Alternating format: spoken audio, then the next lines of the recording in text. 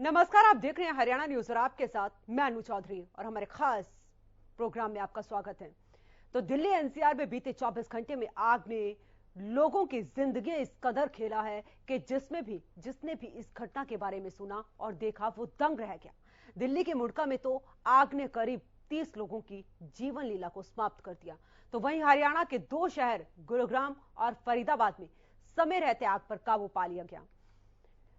अगर आग इसी तरह से भयंकर होती तो यह हालत भी दिल्ली जैसे ही होती। ये रिपोर्ट देखिए और समझिए।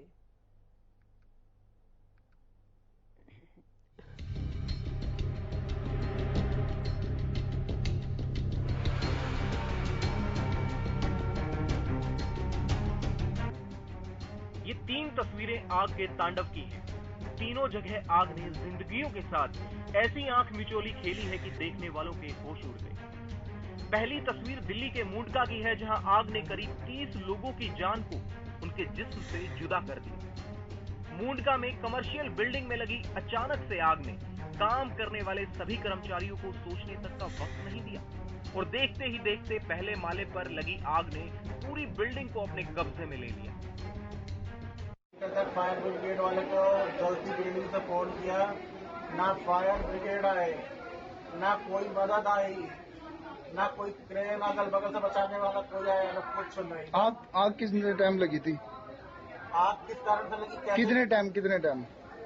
तकरीबन 3:30-4 बजे। तो तुम पुलिस वाले कंप्लेंट हो गया, पुलिस वालों के साथ आए हो आप?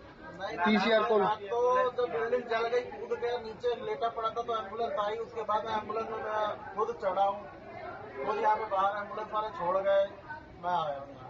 दूसरी तस्वीर हरियाणा के फरीदाबाद की है, जहां अनंतपुर गांव में केमिकल कंपनी और टेंट गोदाम में आग लग गई। और तीसरी तस्वीर फाइबर सिटी गुरुग्राम की है, जहां रेजिडेंसी ग्रैंड अपार्टमेंट के 10वें और 11वें फ्लोर पर आग लग जाती है। आग की घटना की जानकारी मिलने के बाद दमकल विभाग के कर्मचारियों ने बिना देर किए 10वीं मंजिल पर फंसे 6 लोगों को समय रहते बाहर सुरक्षित निकाला और मुंडका जैसी आग की घटना को दोहराने से रोक दिया। हालांकि लोगों को बाहर निकालने के चक्कर में दमकल विभाग का एक कर्मी धुएं की चपेट में आ गया और बेहोश हो गया। वहीं दमकल विभाग की जांच में सामने आया है कि शॉर्ट सर्किट की वजह से बिल्डिंग की 10वें माले पर आग लग गई। फरीदाबाद में भी आग की कुछ ऐसी ही तस्वीरें सामने आई हैं, जहां पर एक केमिकल फैक्ट्री और टेंट गोदाम से अचानक धुएं का गुबार उठने लगा, जिससे इलाके में आसमान काले धुएं से घिर गया।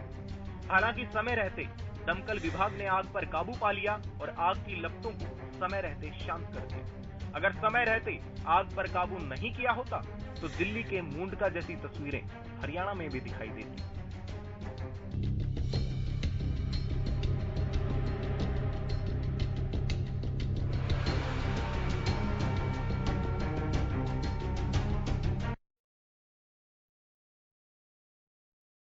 बता दें कि जिस तरीके से बीते 24 घंटे में दिल्ली एनसीआर में आग लगी, उसने कई जिंदगियों के साथ इस कदर खेला कि हर किसी की रूह कांप गई। आपको बता दें कि मुंडका में जो आग लगी थी वहां पर 27 जिंदगियां लील हो गई। हालांकि 29 लोग अभी हॉस्पिटल में हैं और गंभीर हालत में भी हैं। तो ऐसे में यहां पर सवाल भी यही उठता है कि अगर कोई मापदंड तय किए गए हैं, कोई मानक बनाए गए हैं किसी भी कमर्शियल बिल्डिंग को बनाने के लिए या किसी स्कूल को बनाने के लिए या किसी कंपनी को बनाने के लिए, तो उन मापदंडों का यहां पर पालना क्यों नहीं की जाती, ये एक बड़ा सवाल है। और इसी तरीके से प्रदेश के चाहे फरीदाबाद की बात करें या गुरुग्राम में भी इस तरीके से ही आग का तांडव कल देखने को मिला है। गुरुग्राम में भी रिहायशी इलाके में आग लगी। आपको बता दें कि 10वें और 11वें फ्लोर पर वहां पर आग लगी, लेकिन समय रहते वहां पर काबू पा लिया गया। वहीं फरीदाबाद की अगर बात करें तो फरीदाबाद में एक केमिकल कंपनी और टेंट गोदाम में आग लगी। हताहत होने की किसी की खबर नहीं है, समय रहते वहां पर भी काबू पा लिया गया। लेकिन सवाल यहां पर उन अधिकारियों पर भी उठता है जो जब एक कंपनी बनती है, कमर्शियल बिल्डिंग बनती है, तो जो मापदंड तय किए जाते हैं उनकी पालना क्यों नहीं करते हैं।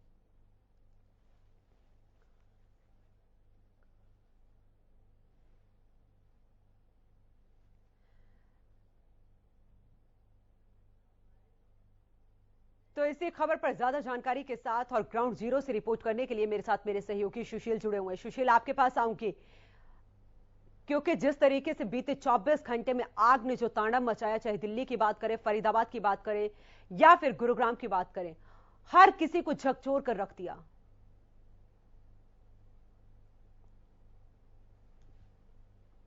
आमूमन आग की बात जब होती है, आगजनी की घटना होती है, तो इन मौसमों में आगजनी की घटना बहुत ज्यादा देखने में मिलती है।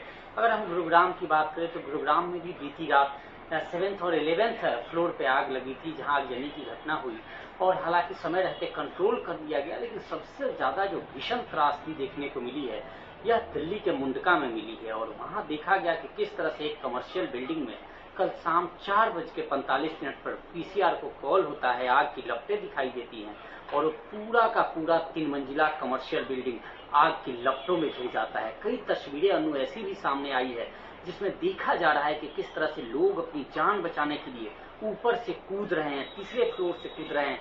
तरह तरह की बातें सामने आ रही है कि कोई पहली सैलरी उस दिन उसे मिली थी और उसके बाद घर वाले उसके इंतजार कर रहे थे, तो कई लोगों के शवों की पहचान तक नहीं हो पा रही है। निश्चित तौर पे जो एफएसएल की टीम है वो अब डीएनए कराने की कोशिश कर रही है ताकि सभी शवों की पहचान हो सके। क्योंकि जगह जगह सुशील वहां पर मानव अवशेष पड़े हुए हैं, जगह जगह पर मानव अवशेष पड़े हुए हैं और अब डीएनए के जरिए ही उनकी पहचान हो पाएगी। देखिए अनु, बिल्कुल चूंकि शव इतने बुरी तरह से जले हुए हैं कि पहचान पाना मुश्किल है कि यह शव किसका है, इसीलिए डीएनए की जरूरत पड़ती है। लेकिन देखिए ये कोई पहला वाकया नहीं है अनु, अमूमन इस तरह की घटनाएं देश के कोने कोने से मिलती है और हम लोग जब जाते हैं, हालांकि ग्राउंड पे जाने के बाद, घटनास्थल पे जाने के बाद हम रिपोर्टिंग करते हैं, देखते हैं और दिखाते हैं तस्वीर, लेकिन इंक्वायरी भी सेटअप होती है। जैसे इसमें भी मजिस्ट्रेट लेवल की इंक्वायरी सेटअप हुई है, मजिस्ट्रेट जांच करेंगे, इसकी पूरे मामले की तहकीकात की जाएगी, जो लोग दोषी होंगे उन पर कार्रवाई होगी। लेकिन इन कार्रवाइयों से, इन घटनाओं से सीख कोई नहीं लेता, क्योंकि कई घटनाएं ऐसी हुई हैं। मैं दिल्ली का जिक्र करूंगा, हरियाणा का जिक्र करूंगा, महाराष्ट्र में का भी जिक्र करूंगा। वही पहली दफा सुशील, पहली दफा घटना नहीं है। लास्ट ईयर हमने देखा था सुशील, लास्ट ईयर हमने देखा कि किस तरीके से जूते की फैक्ट्री में आग लगी थी। हालांकि ये जो हादसा हुआ है ये 25 साल बाद इतना बड़ा हादसा हुआ है कि एक साथ 27 से 30 जिंदगियों को इसने निकल लिया। बिल्कुल अनु, देखिए मैं वही जिक्र कर रहा था कि चाहे देश के किसी कोने का जिक्र करें, लेकिन सीख नहीं लेते। आज भी दिल्ली में, एनसीआर में, गुड़गांव में कई ऐसी सैकड़ों ऐसी इमारतें हैं, बिल्डिंग हैं, जहां पे आग लगने के बाद मरने के अलावा कोई ऑप्शन नहीं होता। ना तो वहां कोई उपकरण थे बचाने के लिए, आग फायर फाइटर जो अमूमन कोई भी बिल्डिंग बनती है और प्रत्येक साल अनु आपको बता दें कि नियम के मुताबिक चाहे कोई भी बिल्डिंग हो जिसकी ऊंचाई 15 मीटर से ज्यादा है, उस बिल्डिंग की और ऑफिस स्पेस है या फिर कोई कमर्शियल एक्टिविटी होती है या शॉप है, भीड़ भाड़ वाला इलाका है, वहाँ फायर एनओसी आवश्यक होता है और साल में एक बार लेना होता है। और काफी मशक्कत के बाद, क्योंकि देखिए ऐसी बिल्डिंगों में, ऐसे दुकानों में, भीड़ भाड़ के इलाकों में जब तक फायर एनओसी नहीं मिलता और फायर अधिकारी मौके पे जाकर चेक करते हैं, हम लोग भी तमाम ऐसी घटनाओं में जाते हैं जहां पर फायर जो ऑफिसर होते हैं जाकर मॉक ड्रिल करते हैं, जांच करते हैं मौके पे और उसके बाद एनओसी दिया जाता है। ये काफी लंबी प्रक्रिया होती है,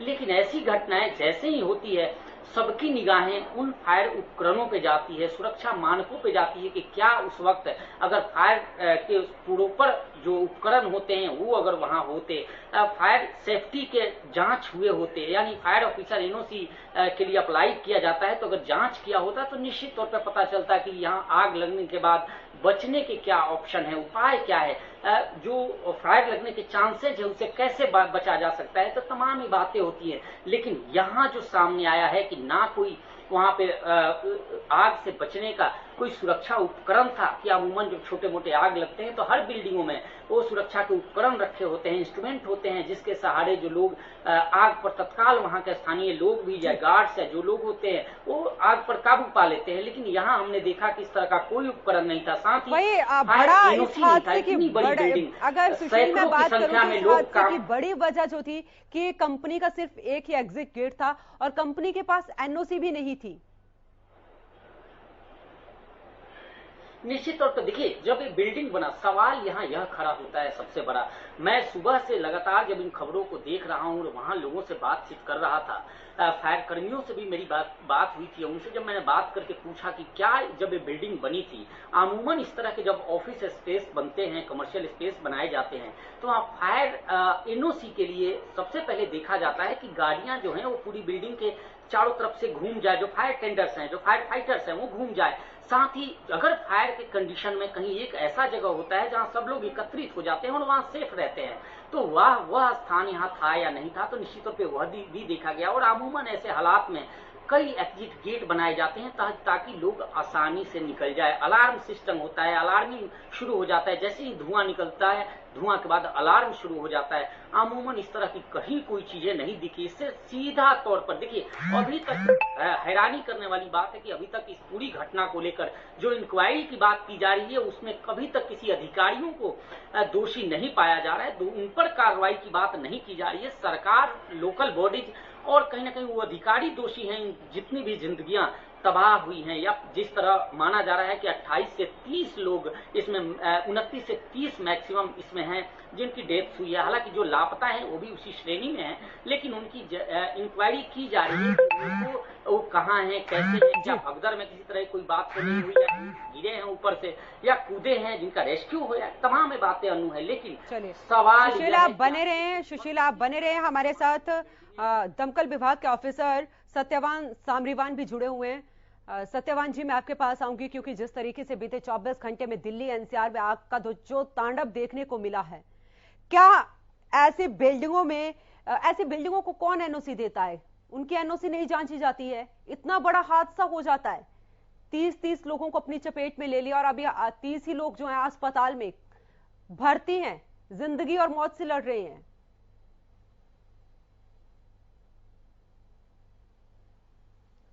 सत्यवान जी, आप मेरी आवाज सुन पा रहे हैं?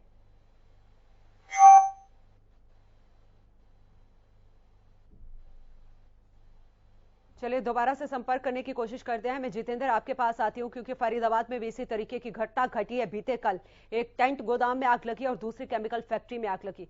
इस तरह अभी क्या तस्वीरें वहां पर सामने आ पा रही हैं?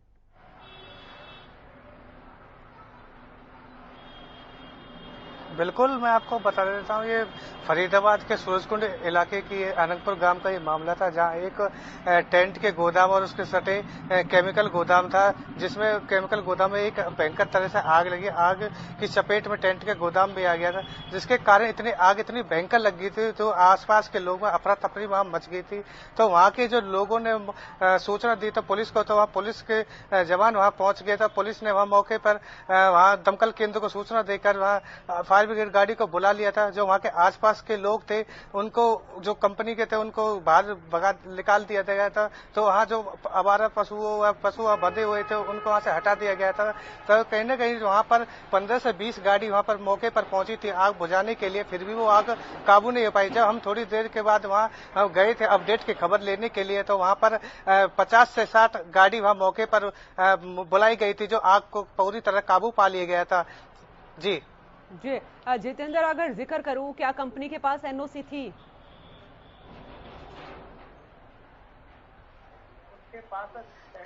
बिल्कुल, मैं आपको बता दूं, जिस तरीके से वो उनके पास एनओसी तो नहीं थी, तो वहाँ फायर ब्रिगेड के जो सेफ्टी सिलेंडर थे वो थे, तो जिसके चलते उन पे आग जो काबू नहीं पाई गए थे। इतनी भयंकर जो आग थी, आसपास के लोगों में इतनी अफरा तफरी मच गई थी, तो कहीं ना कहीं ये फायर ब्रिगेड की भी लापरवाही भी देखनी, अभी तक इसका कोई कारण नहीं मिल पा रहा है। जी, अभी तक कोई कारण पता नहीं चल पाया है।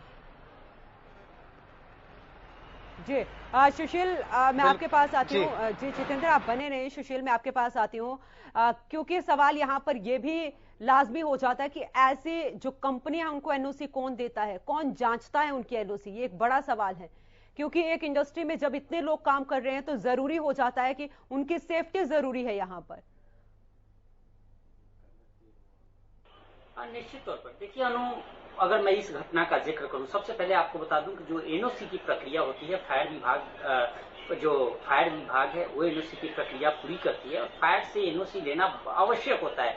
चाहे आप एक सदर बाजार में एक शॉप क्यों न करें, दुकान क्यों न करें, जहां भी कमर्शियल या जहां भी लोगों का आवाजाही होता है, निश्चित तौर पर उसका फायर एनओसी आवश्यक होता है। इवन जो जितनी भी सरकारी बिल्डिंग्स हैं, चाहे वो नगर निगम के दफ्तर ही क्यों ना हो, चाहे फायर ब्रिगेड के दफ्तर ही क्यों ना हो, उस दफ्तर का भी एनओसी आवश्यक होता है। और ये जो फायर का एनओसी होता है आमूमन बड़ा पेचीदा होता है। इसलिए मैं पेचीदा कह सकता हूं कि अधिकारी केवल टेबल पे बैठे बैठे इसको एनओसी नहीं देते, मौके पे जाते हैं, मौके पर जाकर देखते हैं, उनकी कमियां निकालते हैं, उन कमियों को दोबारा पॉइंट आउट किया जाता है, उसके बाद उन कमियों को दुरुस्त किया जाता है, फिर फाइल लगती है और उसके बाद एनओसी जारी होता है। अब आ जाइए इस मुंडका वाली घटना में।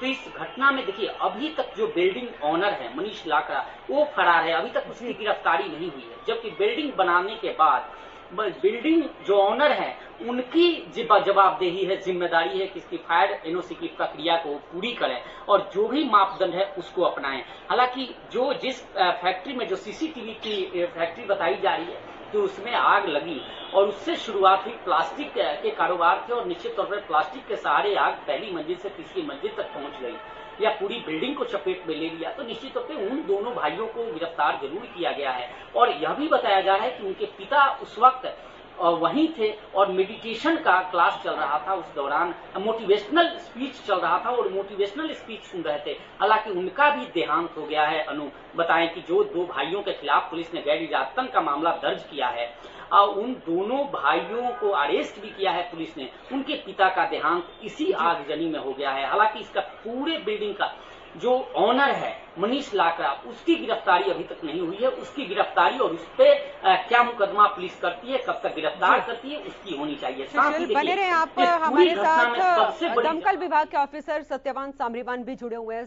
सर मैं आपके पास आऊंगी क्योंकि सिर्फ एक ही जगह नहीं, तीन जगह हादसे देखे गए। हालांकि फरीदाबाद और गुरुग्राम का अगर मैं जिक्र करूं तो इतना बड़ा हादसा नहीं हुआ, बच गया किन्हीं कारणों से, लेकिन दिल्ली का जो हादसा था बहुत बड़ा था। तो ऐसे जो कंपनियां हैं, कमर्शियल कंपनियां हैं, इंडस्ट्री है, उनको एनओसी कौन देता है और कौन जांचता है, ये एक बड़ा सवाल है। सत्यवान जी आप मेरी आवाज सुन पा रहे हैं? मेरा सवाल यहाँ पर यही है कि ऐसी बिल्डिंगों को एनओसी कौन देता है, जांचता कौन है इनकी एनओसी? इतने सारे लोगों की जिंदगी के साथ एक साथ खिलवाड़ कर लेंगे ये। मैडम देखिए, डिपार्टमेंट फायर एनओसी जारी करता है। सबसे पहले वो बिल्डिंग में लगे इंस्टॉलेशन के अगर लगे हुए हैं तो एनओसी जारी करते हैं, अदरवाइज एनओसी जारी नहीं करते। कोई मापदंड तो होंगे क्योंकि इतना बड़ा हादसा हुआ, 70 से 80 लोग वहां पर काम कर रहे हैं।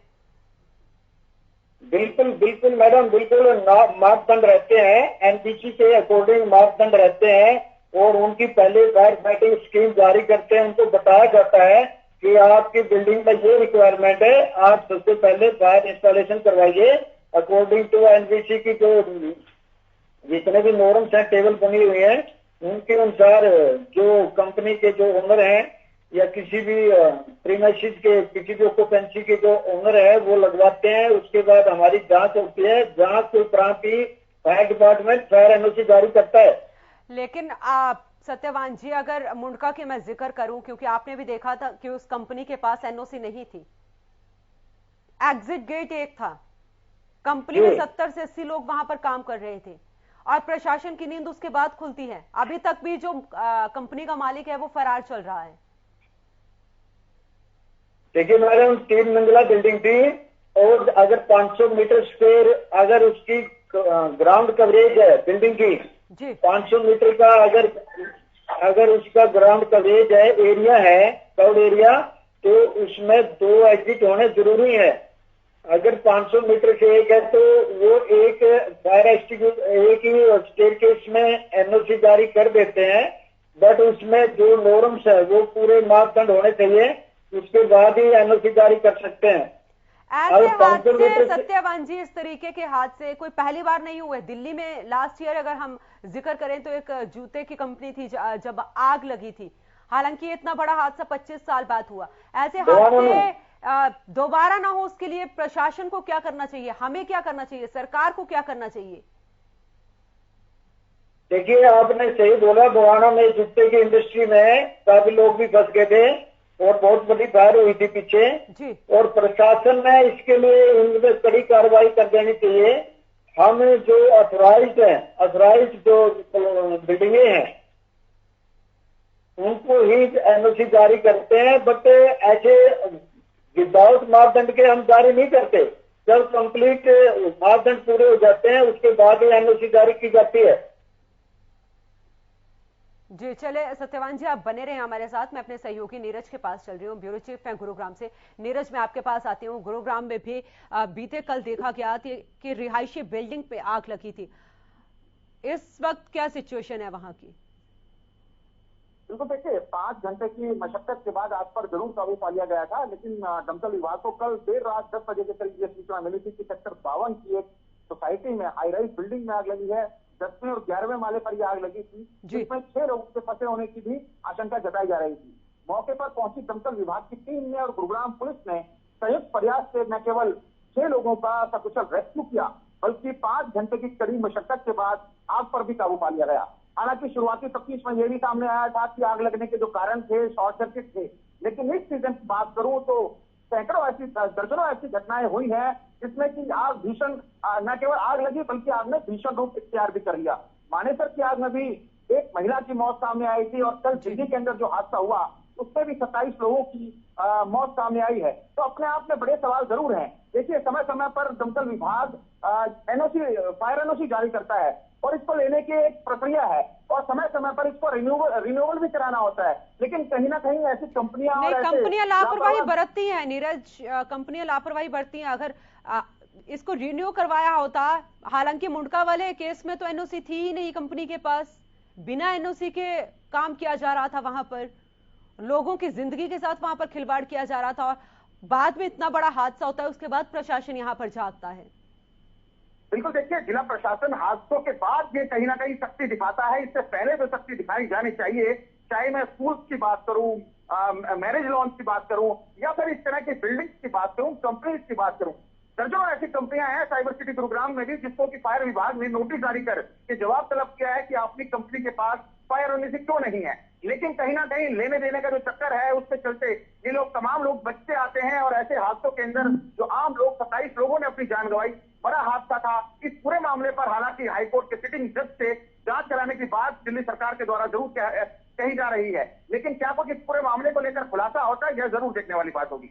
जी सुशील, मैं आपके पास आ रही हूँ क्योंकि सवाल यहाँ पर यही है कि क्यों इतनी बड़ी कंपनियां हैं, चाहे वो स्कूल है, नीरज ने यहाँ बोला कि स्कूल हो, चाहे वो मैरिज लॉन्स हो, हर किसी को जरूरी है एनओसी लेना, लेकिन इस गंभीरता को क्यों नहीं दिखा पाते हैं?